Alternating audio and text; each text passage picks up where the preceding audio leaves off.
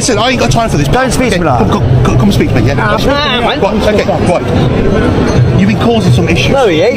He hasn't. I've talked to him. No, he ain't. Okay, I'm not talking to you. Calm yourself down. Away. Calm your attitude down. Speak to the public with respect. Listen, go away. I'm telling you to calm down. Go away. Yeah, I'm DP audit. Respect. I'm carrying on all I want. Speak to the public with respect and integrity like you're meant to. Why is there no police here? Go and speak to the inspector. You call through now and tell him to send No, you don't tell me what to do, pal. Oh, shut your attitude up as well, you. Wind your neck in. Wind your neck in, yes. Wind my neck in. Yeah, you're the police officer. See that? That's a claim and a half. You're getting a claim against you. You little. You're losing your job, you little. Yeah, you think so? See that, guys? That's assault. Witnesses, yeah? You do nothing wrong. You assaulted me. Right. On camera. Whoa. Yo, he's off his head. He can't be a copper. Whoa. That's look at that. Look at that. Wind your neck and look up. When the auditor calmly called out the officer's rude and aggressive behavior, simply asking him to relax and act with restraint, the officer responded not with professionalism, but with force. He shoved the auditor to the ground over nothing more than words. That reaction wasn't just excessive, it was completely unjustified. Even more disturbing is the intent behind it. This wasn't a split-second mistake or a response to a real threat. It appeared to be a calculated act meant to assert dominance through intimidation, all because someone questioned his conduct. That isn't law enforcement. It's an abuse of power. Officers are trained to face scrutiny with discipline, not to resort to violence when challenged. And the fact that this happened in front of multiple witnesses only underscores the failure. Instead of setting an example, the officer exposed what happens when authority goes unchecked and accountability is absent. Nah, I'm in public. Shut your mouth and your attitude up. You're a public of the servant, a servant of the public. There's not you're breaching the peace. You ain't spraying him. You ain't spraying him. And I'm doing nothing wrong. No, you're not. You speak to him like that's what you're doing. You don't get to speak to public like that. You don't get to speak to people like you're speaking to him. That's not how your role works. You're a police officer of the law, serving the crowd and serving the people. Respect and integrity. Remember your oath and your college of peace in training. You absolute disgrace. The way you push me over now, you're getting a claim against you. You're getting sued. You should lose your job for that as well. Okay, we'll see. Yeah, we will see, won't we? And you're going to be all over the internet. Do you know how many people are going to see you? You're live now. Good for you. Welcome to YouTube, you how about that? Okay, swear at me once more, I'll lock you up. Higher threshold. Is there any complainants? Is there any complainants from a swearing? Any complainants? Your officers need to arrest you. Okay. You assaulted me. Right. You need to arrest your fellow officer. Section 26, he just pushed me on the ground, threatened me with powerful for telling to rax himself. Now, arrest your officer.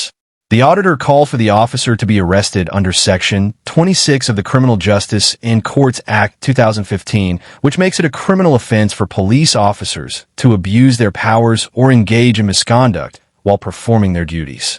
In this case, the auditor wasn't involved in a volatile situation or posing a threat.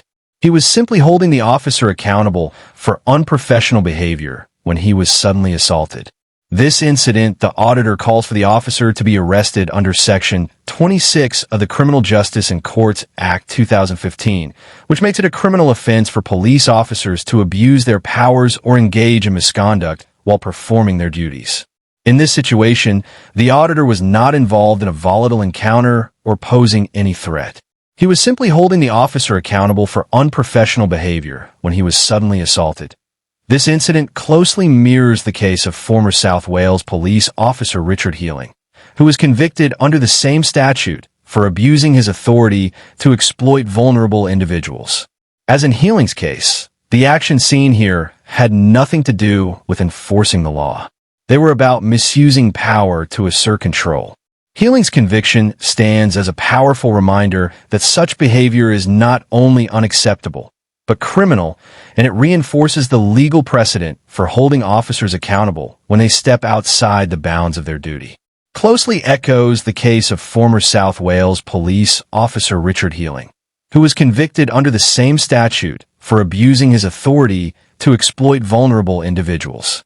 Just like in Healing's case, the actions seen here were not about enforcing the law. They were about misusing power to assert control. Healing's conviction serves as a powerful reminder that such conduct is not only unacceptable, but criminal. And it reinforces the legal precedent for holding officers accountable when they step outside the bounds of their duty. Lying on YouTube, you're going on YouTube, you don't do your jobs correctly, you're going to look like idiots. Now he's assaulted, assaulted me, mate. We need to work out what's gone on. He's pushed me, his foot to me like that because he was speaking to him like Governor told him to speak to members of the public respect, like you're meant to professionally, and that is the worst example. He needs to be fired, he's getting sued, or we're putting a claim against him. That was outrageous. Arrest him. Arrest him. Do your job that the College of Policing tells you to arrest him. You need to relax. You need to calm down. You need to arrest him. You hear? You need to talk to me. Tell me what's going on. So obviously dealing with. He was talking to him, and the way he was speaking to him was disgusting. The way you do not speak to members of the public like that. The way he was disgusting. Everything about him was disgusting. He's going to get. Do you know how many views he's going to do online now? Well, he'll go viral with the way that was. That was one of the worst situations I've ever seen. I've done this for a year now. You need to arrest him. Okay, well, we're not going to arrest him. But You're not going to arrest your colleague when he's just broke the law and assaulted a member of the public. But you're entitled to make. What does your College of Policing treat you at the beginning? When you call your officers? No, you listen to me. He has assaulted me and broke the law. Listen to you. You're entitled to make a complaint online. You're getting sued, mate. Okay. Rather than acknowledging any wrongdoing or addressing the auditor's legal challenge, the officer chose to play the victim, behaving as if his personal discomfort outweighed the public's right to hold him accountable. Officers are trained to remain composed, even in tense situations. Feeling uncomfortable is not a legal justification for using force, especially for someone wearing a badge and sworn to uphold the law. This mindset, where discomfort becomes an excuse for aggression, is deeply troubling. It wasn't about public safety, it was about asserting control. And when that control was questioned, the officer didn't de-escalate, didn't explain his actions, and didn't walk away. Instead, he pushed someone to the ground and then tried to justify it with a baseless, unsupported claim. That isn't professional policing. It's misconduct, plain and simple. This people. Yeah. Welcome to YouTube. Have a good day. What's name and fucking station as well? Good day, sir. Name and station. I don't know. On his name and station, he's got to give 3 forms of identification. According to College of Policing guidelines, officers are required to identify themselves when asked by providing their name, rank, and station, particularly in incidents involving the use of force. This is not a courtesy. It is a safeguard designed to protect the public from abuse and ensure accountability. In this case, the officer had just used force against a member of the public and then refused to identify himself. That is not only unprofessional, it is deeply concerning. Such behavior undermines public trust, erodes transparency, and weakens the very foundation of democratic policing. For someone to seek justice, they must first know who wronged them. Without that basic information, misconduct remains unchecked and unchallenged.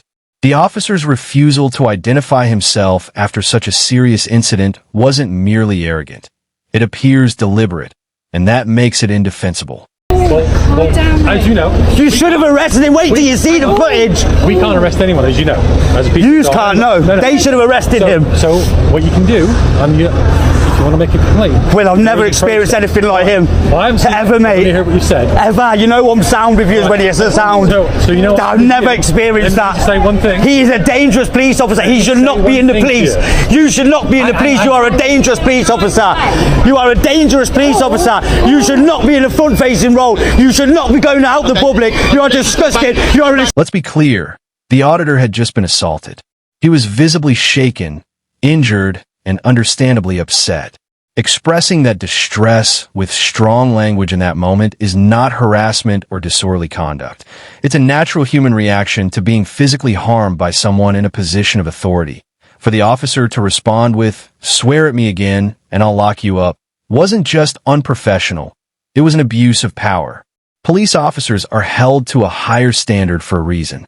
Their training is meant to equip them to remain composed, de-escalate tense situations, and act with restraint, not retaliation. This goes beyond a single poor decision. It reflects an officer showing no remorse, no self-reflection, and no understanding of what it truly means to serve the public. Threatening arrest in response to an emotional reaction only compounds the original misconduct and further erodes public trust. good day. You ain't gonna have a good day when it follows through on you. Welcome to YouTube as well. Thank you. Look at this guy. Look at him. Look at the state of him. Really? Yeah, the state here. Yeah. Okay. You know what I mean? Absolute. Swear at me again, I'll lock you up. Because you can't use a higher threshold. You can't lock me up for that. Really? Yeah, section 5. Really? You think so? That's it. You can walk him back. See, he was going to arrest me, guys. Will, sort him out, man. He's horrible, mate. Right, how's it going? Him, he pushed me over there. His attitude stinks. He's threatening to arrest me, power spray me. The opposite of you. He needs to be sacked. He needs to be arrested. He should be arrested by fellow officers under your College of Policing to protect members of the public. He should be arrested for that.